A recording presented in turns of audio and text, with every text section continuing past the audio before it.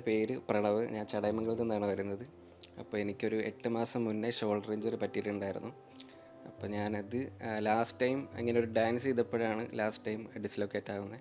അങ്ങനെ നേരെ SP40 എത്തി. എൻ്റെ ഫ്രണ്ട് സജസ്റ്റ് ചെയ്തിട്ടാണ് ഞാൻ ഇവിടെ എത്തിയത്.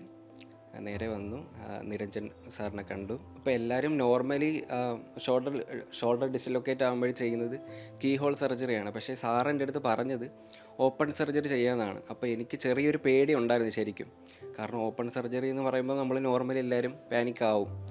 അപ്പോൾ സാറ് തന്നൊരു മോട്ടിവേഷനുണ്ട്, നീ പഴയതുപോലെ എന്തായാലും ഡാൻസ് കളിക്കും, പഴയതുപോലെ ഒരു 6 മാസത്തിനുള്ളിൽ നീ എന്തായാലും പെർഫെക്റ്റായിട്ട് നീ ഓക്കെ ആവും എന്ന് സാറ് പറഞ്ഞൊരു ധൈര്യമുണ്ട്.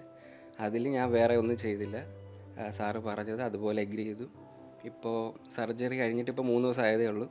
എഴുതിച്ച് നടക്കുന്നുണ്ട്. എനിക്ക് കുറച്ച് കാര്യങ്ങൾ എൻ്റെ ചെയ്യാൻ പറ്റുന്നുണ്ട്. പെയിനും കുറവുണ്ട്. ഇപ്പോൾ നേരെ ഇനി ഡിസ്ചാർജ് ചെയ്ത് നേരെ വീട്ടിലേക്ക് പോവാണ്. വേറെ ബുദ്ധിമുട്ടൊന്നുമില്ല. പിന്നെ എടുത്തു പറയേണ്ടത് അച്ഛനമ്മയ്ക്കായിരിക്കും പറയാനുള്ളത്. അവരാണ് കൂടുതലും പുറത്തിറങ്ങി നടന്നുകയും എനിക്ക് ഫുഡ് കൊണ്ട് തരുകയൊക്കെ ചെയ്തത്. അപ്പോൾ ഇവിടുത്തെ ഹോസ്പിറ്റാലിറ്റി പറയുകയാണെങ്കിൽ പക്ക അടിപൊളിയാണ്. യാതൊരു കുറ്റവും പറയാനില്ല. ഹോസ്പിറ്റാലിറ്റി അടിപൊളിയാണ്. പിന്നെ നമ്മൾ ഇവിടുത്തെ ലോഞ്ച് ആയാലോ എല്ലാം നമുക്കൊരു ഹോസ്പിറ്റലിൽ വന്നൊരു ഫീല് കിട്ടില്ല.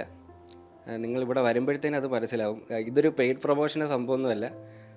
എനിക്ക് ഫീൽ ചെയ്ത കാര്യങ്ങൾ ഞാൻ പറയുന്നത് കേട്ടോ. അപ്പോൾ ഞാൻ 100% ഹാപ്പിയാണ്. Thank you Medifort.